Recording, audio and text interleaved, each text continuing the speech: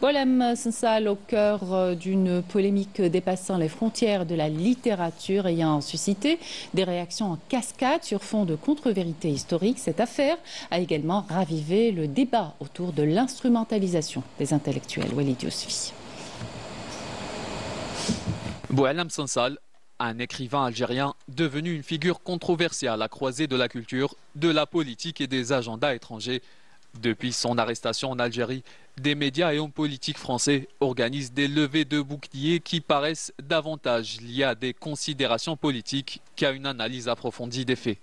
En Algérie, toute atteinte à l'unité nationale est considérée comme un crime grave, quel que soit le statut de la personne mise en cause. Effectivement, on a affaire à des réactions épidermiques, voire irrationnelles, de cette réaction groupée entre l'extrême droite, la fachosphère française, les anciens de l'Algérie nostalgiques sur la situation de Boualem Sansal qui touche à la souveraineté algérienne, qui vient sans droit ni titre parler de la souveraineté algérienne, et pour ceci nous devrions nous excuser et l'État algérien devrait se sommer d'écouter l'ordre français. Non. On est dans un pays souverain, notre souveraineté est acquise depuis 1962, nous rappelons ceci. Boualem Sansal est aujourd'hui au cœur d'une polémique dépassant les frontières de la littérature.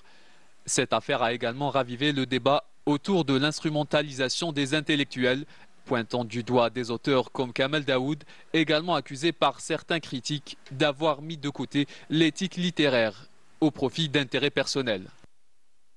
Le problème, c'est qu'on aime beaucoup la liberté d'expression à géométrie variable. Pour Sansal ou pour Daoud, qui n'hésite pas à tirer au boulet rouge sur l'Algérie, qui se vantent d'être des hommes libres et libérés, de l'islam politique, d'une vision algérienne qui serait soi-disant trop passéiste et revancharde, eh bien ces gens-là jouent les intégrés, jouent les lumières, jouent les progressistes, acceptent de toutes sortes de compromissions jusqu'à l'antitétionniste. On l'a vu, lui qui était en Palestine occupée pour aller voir le mur des lamentations et considérer que les Palestiniens sont peut-être pas les meilleurs. On entend beaucoup aussi dans la presse française comme quoi il a été arrêté pour raison de liberté d'expression. Bah, non, pas du tout. Parce que vous imaginez, si par exemple une personnalité française ou un écrivain français aujourd'hui revendique par exemple que l'Alsace et Lorraine c'est un territoire armand, germain et que doit revenir à l'Allemagne, c'est impensable. L'Algérie, fidèle à ses principes, demeure opposée à toute forme d'ingérence, consolidant ainsi une souveraineté qui reste au cœur de son identité.